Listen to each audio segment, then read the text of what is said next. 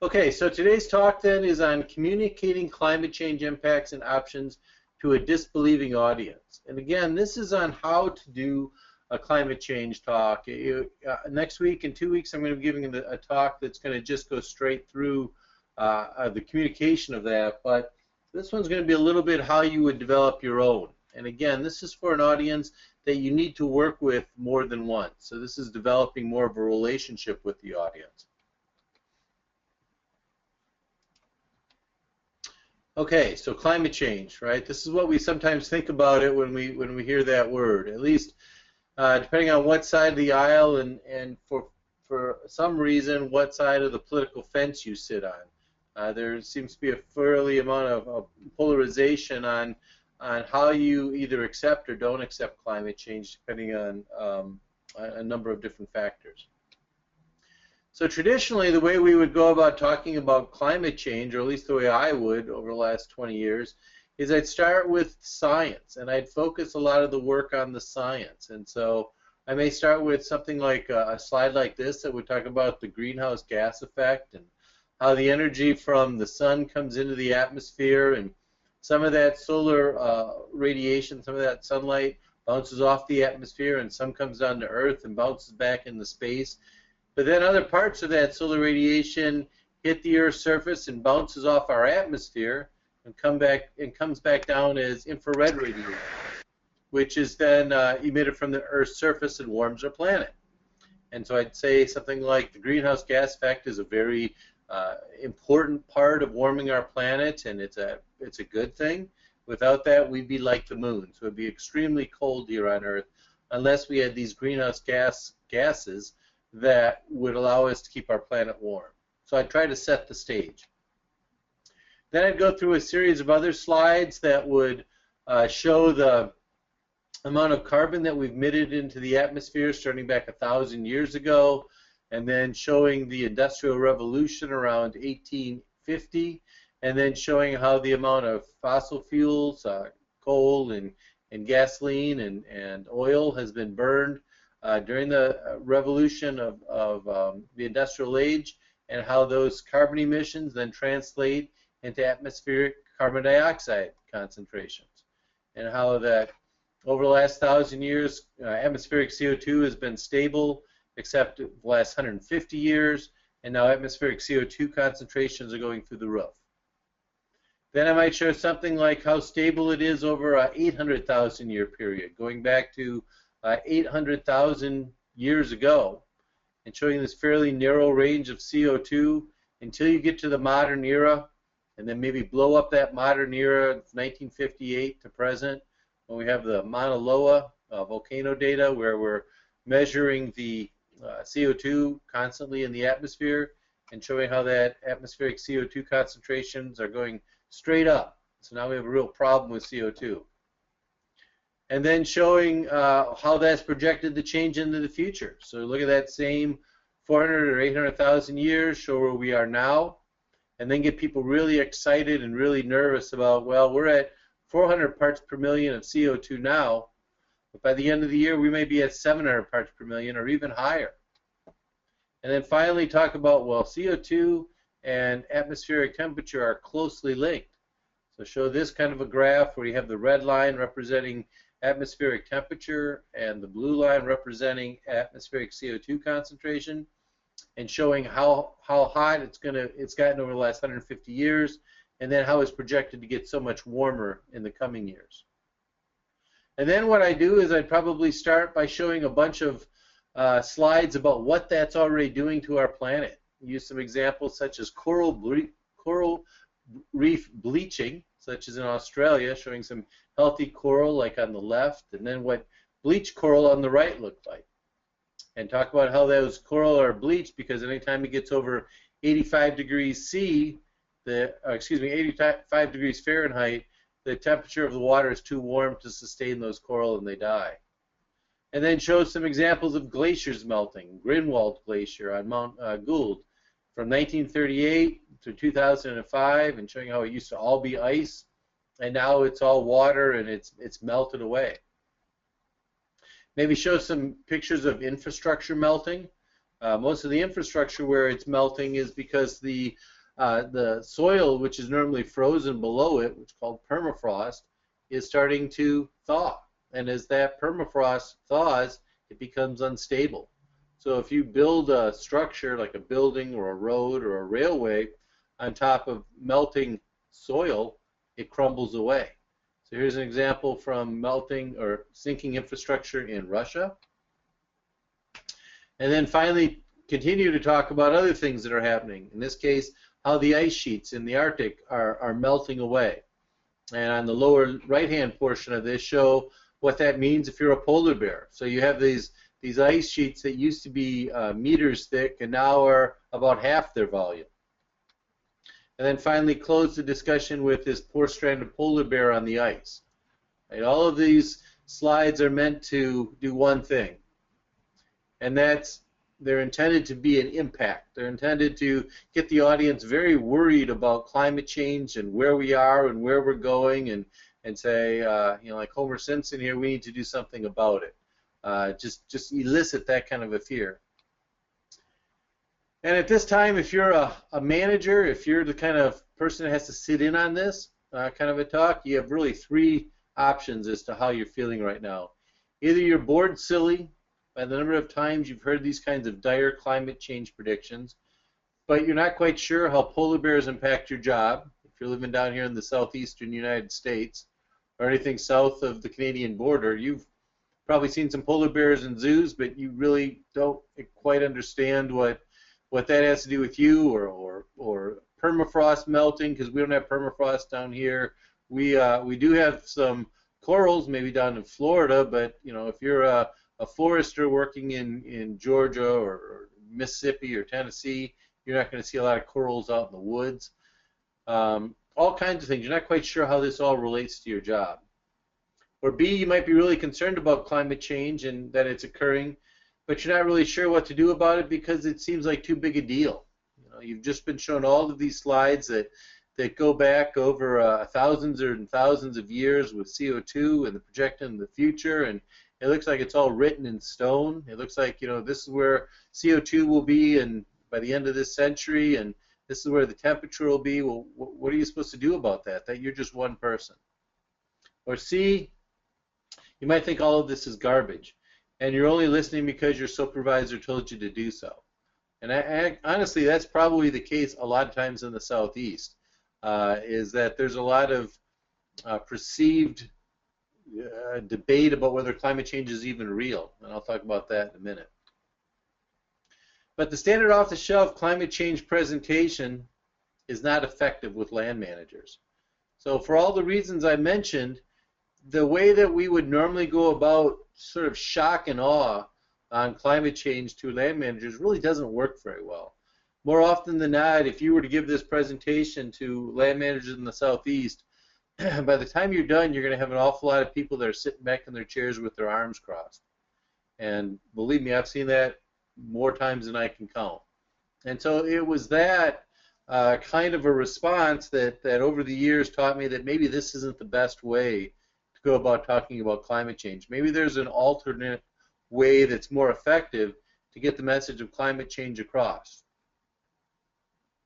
And so the question is then, if these traditional methods aren't working, then what can you do? What should we do to address climate change now and in the future, and to communicate that with our intended audience? So what we need to do is try a different approach. Right? I think this is really a apropos cartoon because we got the polar bear painting another polar bear to look like a panda. So you know, there's other organizations like the World Wildlife Fund that uses the panda as its symbol. And it's not that it particularly doesn't care about pandas. It does care about pandas. But the objective of the World Wildlife Fund using a panda as a symbol is because if you can save the panda, you can save the habitat that the panda lives in. And so it's more than just one animal. But a panda is something you can relate to. And what we've been doing is we've been saying, you know, save the polar bear, but we really haven't gotten into the message of, well, what is it that what's the bigger question there? It's not just the polar bear, but it's what the polar bear represents. So I think that this cartoon represents a new way for us to talk about climate change, its impacts, and what we can do about it.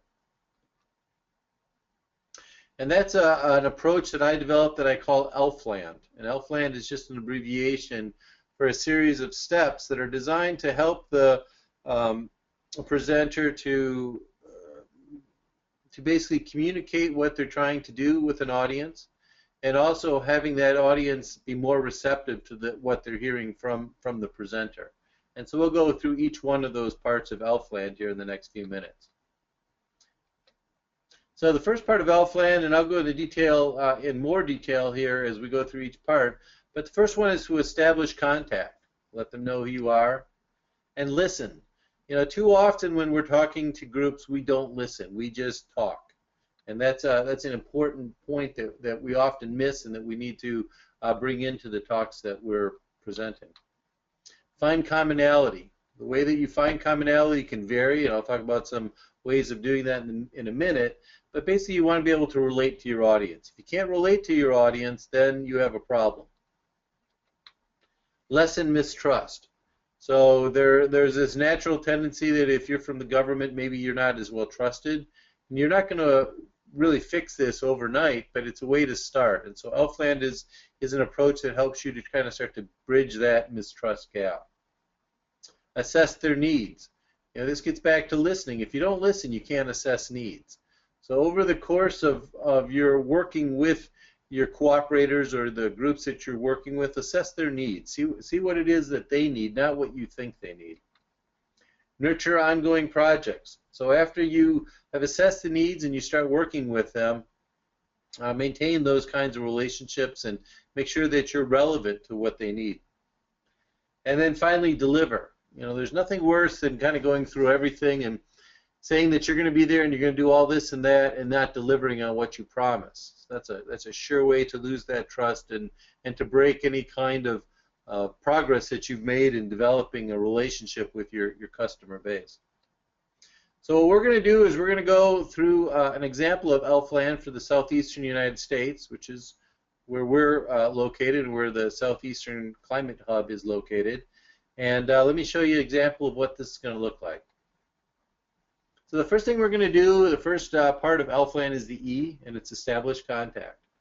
So in the southeastern U.S., there's a huge network of climate information out there. It's amazing the amount of organizations and the number of individuals that have been and continue to work on climate change issues across the region. And this is true not just of the Southeast. You could find the same information anywhere in the U.S. But in the United States, Southeast, the examples include the NRCS staff that's located in each county, part of the U.S. Department of Agriculture. State Extension, so each university, land-grant university, has an extension office with professionals there that are designed to work with landowners on their needs and their issues that they have. Then there's different consortiums and groups, such as the Southeast Climate Consortium, the Southern Group of State Foresters, Southeast Climate Science Center, part of the USGS, Land Conservation Cooperatives. There's 9 of them that span the southeastern region. Then there's different organizations, publications organizations, such as Delta Farm Press, Southeastern Farm Press, Minority Landowner magazines, a whole host of different types of groups that are out there. So the first thing you want to do is let those groups know who you are, that you're around, that you're interested in what they're doing, find out who they are and what role, because each one of these groups has a different role within their region. So establish that contact. Then you have to listen. This is the part where you go to all kinds of different events. A couple weeks ago I was just down in Moultrie, Georgia at a field demonstration days project. And I didn't give a presentation or anything down there, but I just went to listen. You know, this was an agricultural group down there, and they were basically farmers that get invited to come to these kinds of extension workshops, and there's a lot of different industry there talking about what their latest types of seed and equipment and chemicals and things like that are available for farmers to use to increase or maintain the sustainability of their crop productivity. And so at that event I talked to a lot of farmers, talked to some industry folks, just to understand what the issues are today. Now, these may not even be related to climate change, but you have to understand what are the concerns, and in those concerns there may be some climate change questions or some climate change aspects of what they're interested in. And the only way to know what those are is just to go down and to listen. So whether it's attending meetings and eating a lot of barbecue, or hosting webinars such as this, where you're soliciting input, we'll have a time here after we're done with the presentation to maybe ask a few questions and to listen to what your thoughts are.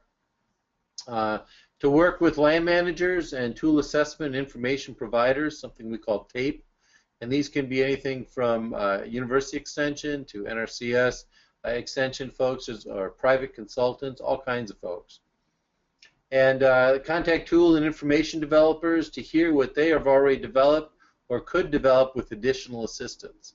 So there's a lot of good work that's going on out there, research work that's not quite ready for prime time, not quite ready to be shared with the general public, but it's important to understand what's out there so that you can either assist in its development if there's a way that it has a climate change relationship, or at least know that it's out there and it'll be soon available and it might be something that you can use. So then after that, it's the next part of ELF is the F, and that's find commonality. And this is a really important part of developing and communicating climate change to your user groups. If people can't relate to you, then they can't relate to what you say. And so you need to be able to find this commonality in the message. And I'm going to give you an example of this. But most Americans believe that climate change is occurring, but it's only a problem for future generations. I have a few slides here that will illustrate that point. But that's what you're starting out with. That's the reality of what you're going to be facing. There's disagreement as to the cause of climate change, but most folks think that climate change is occurring, but it's not something we need to worry about because it won't happen for decades and decades until it becomes an issue. We've done such a good job of selling things like sea level rise that they see that, well, the sea level is increasing by a fraction of an inch a year, but it's going to be many, many decades before it starts topping the banks. So I have to worry about getting my corn cut this year, or getting my my forest replanted, or whatever the issue is. I don't really have time to worry about something that's way in the future. So there's this idea that there's not a problem now, and you need to find some commonality to present the issue that there is something to discuss now. So one of the things that have come out recently is the Yale School of Forestry and Environmental Studies. They did this survey, and just getting an idea of where America stands on this issue of climate change. And so they did these different opinion maps and survey maps, and what they found was that the estimated percent of adults who think climate is warming in 2014 is showed in this map, and it's a interactive map, and there's just you can click on one. I just did one for a county in Michigan, and it says that 62% of that particular county feels that climate warming is occurring now. If you look at generally the tone of this map, it's kind of the yellows and the oranges, and so between maybe 50% and 65% generally think it's happening now. If you see something in blue, it means less than half the people think it's happening now, and darker means that more. But you can see that on average about a little more than half the Americans think climate change is happening right now. But then when they asked the number of adults thinking that scientists think global warming is happening in 2014, the number is much lower. So they actually think that the scientists don't believe that climate change is happening right now. They think that only maybe somewhere around 25% of the scientists even think climate change is happening. When in reality, we know that 97% of scientists think climate change is happening. So as you're talking to folks about climate change, be aware that there's a basic disconnect between the reality of what the scientists think and what the general population thinks. And then the idea is, they asked, is climate change harming people right now in 2014? And this is where it really gets kind of interesting in the fact that they think, most people think no, it's not. There's no impact of climate change right now. That's not something we need to worry about unless you're down there in parts of South Dakota and a few other states. You're not really thinking that climate change is an issue you need to deal with. And then when asked if climate change is going to hurt them personally, the numbers are even lower. So people may think that some folks may be impacted by climate change, but them personally, no way. Maybe like around 10 or 15%. So when you're showing these slides about, you know, polar bears in trouble and coral bleaching and infrastructure, that's all somebody else's business. See, all those talks are about something going on in Russia or the Arctic, and people have gotten to think, well, this is someone else's problem. I don't need to worry about it. So that's why those kinds of presentations aren't all that useful, because they've dehumanized or decentralized the issue of climate change where you live. And then finally, the question is, do you think that climate change will harm future generations? And most people think, yeah, that's when we need to worry about it. You know, somewhere in this 60–70% range, this is for my children or grandchildren to worry about. So that's just the reality of where we are with the general population of the U.S. And so your charge, if you're going to be developing relationships with people, is to break through those preconceived and misconceived barriers. And that's a real challenge. So then the idea is that, well, let's find some commonality. Let's find something that we can all agree on related to climate change. And so what I do, and this is just one example, is I use a simple survey to find that commonality. And let's see what you guys think of this. So here's the quick survey. Question 1, has climate always varied in the past? Will climate always vary in the future? And would we experience climate variability now, regardless of anything that people may or may not do? So that's basically saying, is climate variable regardless of whether or not there's people? Now, if you're a kind of a person that doesn't believe in climate change, you still understand that climate's variable, regardless. And so you're going to say yes. And the USDA is going to say yes too. We all can agree on this. The climate is variable. It will always be variable. And whether or not people are altering that, you know, that might be a point of debate among some people, not among scientists, but among some people. But the point of the matter is you don't need to go there, because you both agree that climate's variable regardless of whether people are there or not. Second question, is current climate variability negatively impacting some forests? Or you could say ag lands, or you could say whatever kind of ecosystem you want. Well, you know, if you're a forester, you know that there are droughts, you know that there are ice storms and heat waves and all kinds of things that come in, wildfires, and that variability does have a negative impact on forests or croplands. And so as an audience, they would say yes. And you, representing USDA, would also say yes. So right now you have two important things that you found commonality with. Third one, will future climate variability likely impact forests? So the question is, well, will that same variability hold in the future? Well, most people, I think, if you ask them, would say yes. And so when you do this survey in an audience, you ask folks to raise their hands, and everybody raises their hands. Yeah, it's not like all of a sudden climate variability is going to go away. It's always going to be there. And so there'd be agreement there.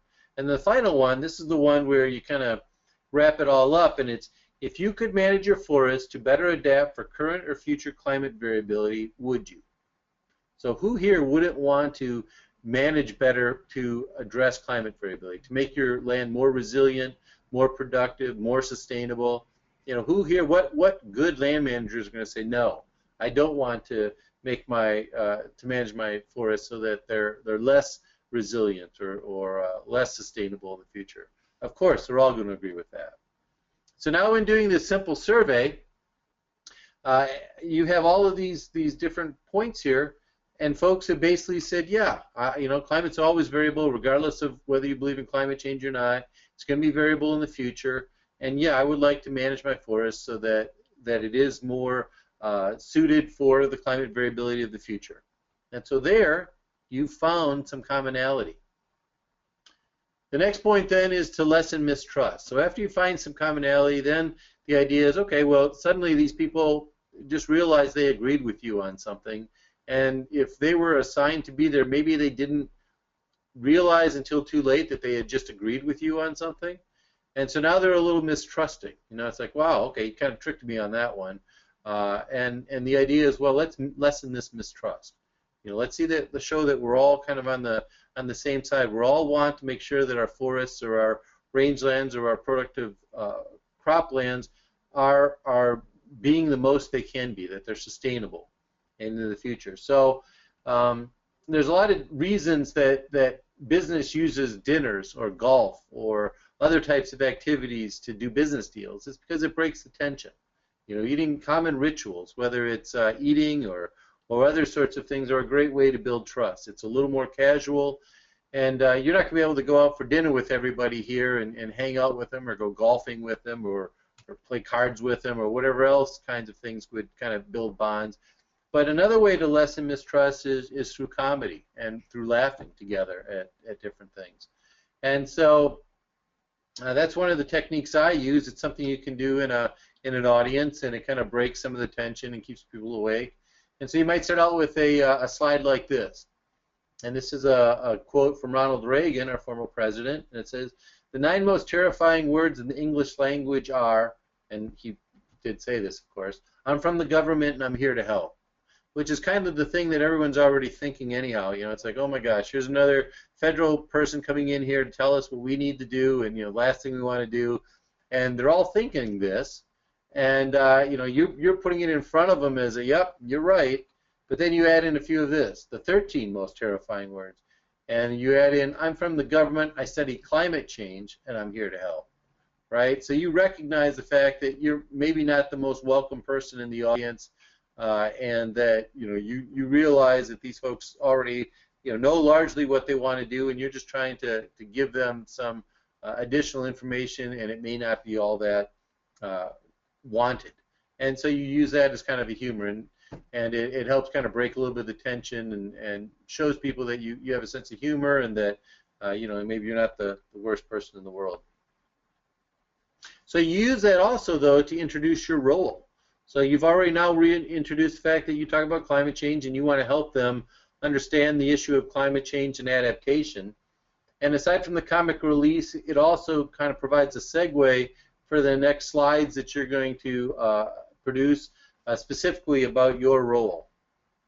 And so in the case of talking about these USDA climate hubs, you put your mission down. And in this case, in the example I'm using here, it's to develop and deliver science-based region-specific information and technologies for agriculture and natural resource managers that enable climate-smart decision-making and provide assistance to enable land managers to implement these decisions. So the reason I'm here, you're basically telling them, is that I want to make sure that your lands, whether they're forest or range or agriculture, are as resilient to this variability of climate that we agree that exists, without saying why, but this variability in climate as they can be.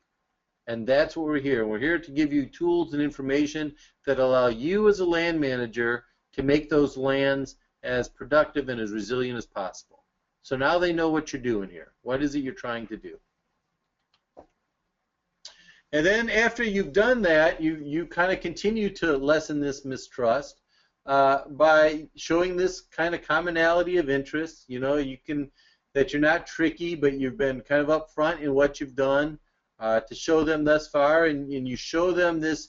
Next is the natural variability of drought, and maps illustrating that what they're thinking about with regard to drought is not crazy. You show that a lot of, particularly in the southeast, we have cooled down. We're not as we haven't warmed as much as other parts of the United States. So if you're a land manager, you say, I don't believe in climate change. It hasn't gotten warmer. You can tell them they're right. It hasn't gotten warmer. And if you're in Alabama or Mississippi, it may have actually cooled down. And so you can show them those kinds of graphs. Another kind of thing you can do, depending on what your background is, my great uncle was Forest Service, so my Forest Service in my family goes way back. And so I found this on the internet. It's amazing what you can find from Palouse, Washington, which is where he was stationed as a Colville National Forest supervisor. And his name was Bill Ebenthal. And basically it says conservation for a better tomorrow. It was a coffee hour with the local ladies club at the Congregational Church. And basically what this shows is that, you know, these are not new issues. This idea of trying to be conservative of our natural resources, maintaining them, sustaining them, is not something that just came up in the last 10 years. It's something that's always been part of the Forest Service in this case, and it's something that will always be part of the Forest Service. And climate change isn't, it's just another aspect. We're always dealing with something, whether it's beetles or fire or anything else. This issue of climate and climate variability is just one other thing we deal with. So again, this kind of lessens this mistrust, that you're not trying to come in here and tell them something that the sky's falling down and everything's changing. It's just yet part of what we always deal with. It's just something that we're dealing with in a new way. So then you need to start talking a little bit about what's going on with actual climate variability. And you can show a graph. This is as good as any. You could show one just of the southeastern U.S. But this shows basically that there is warming. And the reason that they talk a lot about the warming in the polar regions is because that's where a lot of it has occurred. But in a lot of other areas, there's been warming all over the globe, as represented by these pinks and yellows. But there's also some areas of cooling. So if you look at parts of these oceans over this time period, in this case it's just 2011, there were parts where it was cooler, actually, in some places. And then, as I mentioned before, you can zoom in just on the southeastern United States. And in the southeastern United States, this is what I was talking about with the cooling. If you look at Alabama and Mississippi, over the period from 1900 to 2000, it's cooled down, as is part of Oklahoma. So in the southeastern United States, you see that if you can tell them, you guys aren't crazy if you think it hasn't gotten warmer, because it's actually gotten cooler in some areas. And so this kind of also helps to lessen that mistrust that, you know, people aren't coming in and telling them what's happening, and they know it hasn't gotten warmer. Well, this graph, this particular map shows that in this particular region it hasn't. But you can also then talk about these sorts of activities. This is a Palmer Drought Severity Index that looks at temperature and precipitation and combines it to look at overall drought sensitivity across the United States. And it's starting in 2010. Basically, the darker the yellow to orange to red to dark red shows where it's getting drier and drier. So in this example, in 2010, Louisiana had a bit of a drought. You go forward a year, and Texas had a real bad drought. Some folks may remember that. Back in 2011, Georgia had a bit of a drought. Move another year forward. That drought kind of moved out of Texas and moved into the Central Plains. Move forward another year into 2013. There was just kind of all-around drought across the West. Then you move up to 2014, and now this is when California is in its real severe drought. So you have those kinds of problems. And what this is meant to show is that even if we don't have temperature changes, we still have a lot of climate variability, which is what we all agreed on, part of that lessening mistrust. You can also show the flip side. And this is the amount of extreme precipitation that's occurred in the United States from 1958 to 2011.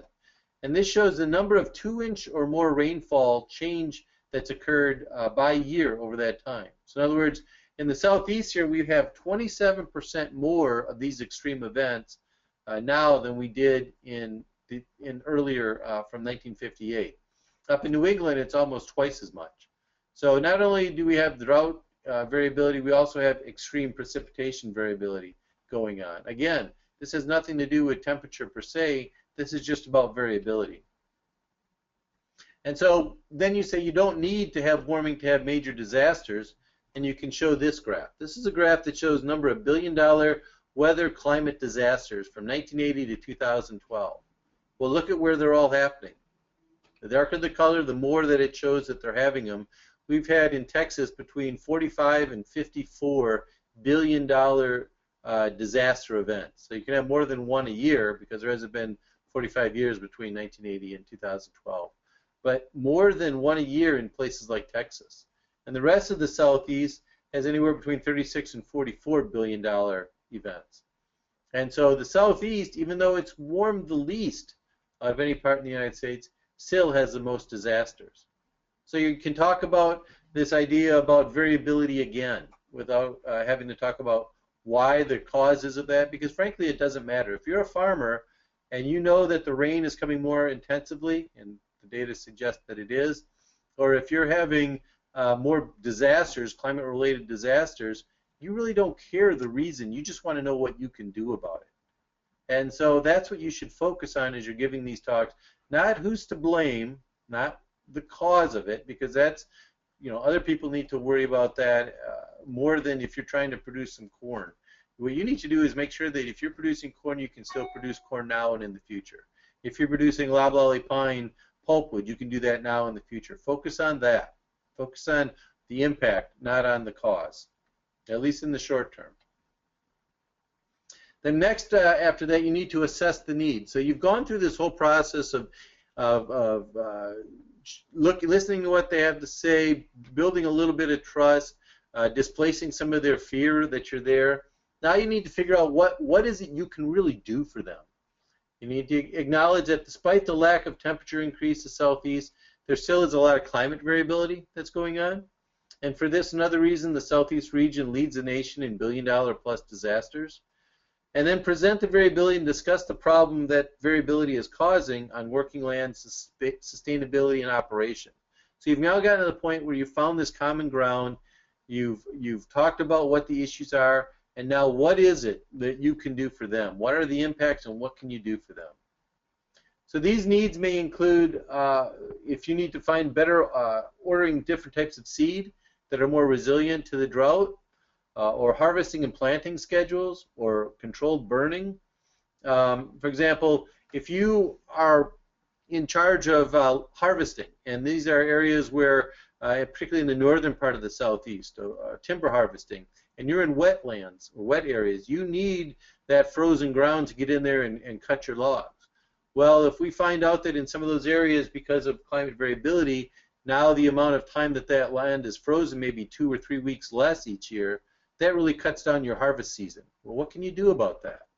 Or if the spring's coming earlier, or it's coming faster, or there's more rain in the spring, and that's when you normally do your controlled burns, well, what does that mean? What are the impacts of that? Or if you know that because there's an El Nino coming, it's going to be a hot, dry summer, well, then you better plan for having more wildfires, because that's probably what's going to happen. And so that's the kind of information needs that the land manager could really use, and that's the type of information that you need to be able to tell them very specifically what's going to happen and then what their options are to address it. And so to do that, we need better forecasting of local conditions, and we need better alert systems. So none of this is really useful if you can't tell them ahead of time what's going to happen so that they can prepare for it. You know, telling them that we just had a really hot, dry summer in November after it's happened doesn't do them any good. They already knew that. So as I mentioned briefly, El Nino and La Nina are one of the things that can really impact our temperatures and our precipitation in the southeast, and we are really learning a lot more about what we call these ENSO events. And so by better understanding when and how intense these different types of climatic variables are going to be changing can tell us a lot about what's going to happen in the near term to these lands. And there's a lot of indications suggesting that these ENSO events are also related to climate change and that they could be more intense and more frequent in the future. But again, you don't need to present that because it's not as relevant as just understanding what's going to happen with these and what they mean to the landowner. So for example, if you have a El Nino, as on the left-hand side, you know that there's going to be changes in precipitation, and that the precipitation, there's going to be anomalies in long-term precipitation, and on this graph here, it means it's going to basically be wetter. There's going to be more wetter periods, and under a La Nina in the southeast, it's going to be drier. And also with temperature, under an El Nino, it's going to be cooler, which is the blues and the greens, and under a La Nina, it's going to be warmer, which is the yellows and the red. So that information alone is really useful. If you know it's going to be cool and dry versus hot and wet, that's a lot of good information to the landowner right there. So then after you assess what some of their needs are and establish some of these ideas, then you need to nurture these products. So they tell you that, well, I need to know more about controlled burning periods, or I need to know about, is it going to be a hot, dry year, and what could this do to my forage quality, or to what I should be planting when. They need to nurture these projects. You need to continue to work with the landowner and the land managers to make sure that they continue to get the information from you that they can use in order to maintain whatever it is they're trying to maintain, whether it's productivity of agriculture or forests or whatever other aspect you're trying to work with them on. And there are many good tools that are already available at the state, private, and federal governments out there. Some examples include tools such like AgroClimate, which is a tool that generally is used in Florida and southern Georgia, but is really useful for looking at changes in climate and how that could impact agriculture. And you need to expand or develop these tools or promote these tools better than they already are. Other tools such as a single tool for controlled burning, emissions, or dispersal are examples that you could use to work with landowners to nurture those products. A whole bunch of different types of tools, but it depends on what your needs are. But the bottom line is you need to nurture these. You can't just come in, give one presentation, then walk away, because you're going to lose anything that you've developed over that time period. And then finally, deliver.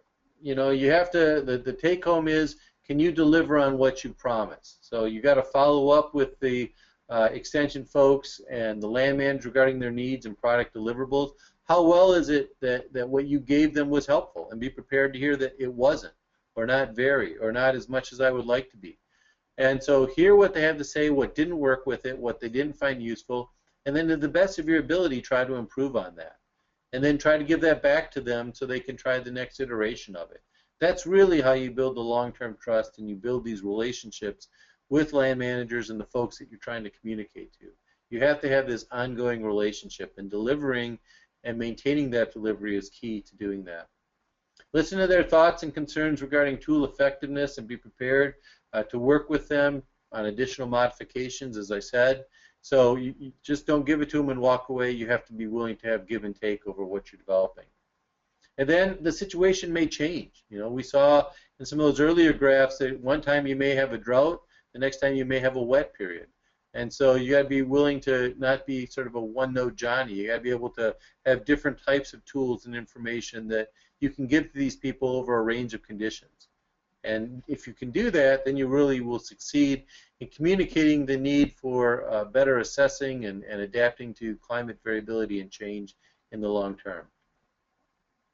So in summary here, I'm just going to talk just for a second about these climate hubs that I mentioned briefly, and that is the U.S. Secretary of Agriculture, Vilsack, has established these climate hubs with the mission that you've already seen, which is to help to build this resiliency of working lands across the United States under climate change and variability. And that the one for the Southeast is located here in Raleigh, North Carolina. That's the headquarters. But our service area is the entire southeastern U.S. So we need to work with folks in the western part of the Southeast as much as folks all along the Atlantic seaboard. And the idea is to develop this resiliency that will allow us to better manage our lands in the future. And one of the reasons we're doing that is because if you look on the left, this graph here, a lot of our time is basically normally spent doing basic research, basic science research. And only some of that research finds its way into extension.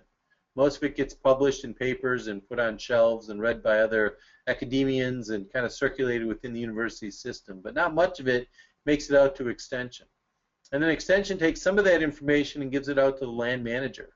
And that land manager uses some of it and disregards some of it. But almost none of that information, or how well it works or how poorly it works, makes it back to basic research. So it doesn't make it back to the point we say, well, this worked and this didn't work. We need to better work on these areas to improve our ability to sustain these lands. What the hubs are doing, and particularly the Southeastern Regional Hub I can refer to, is we're trying to make this more of a well-rounded sustainability cycle.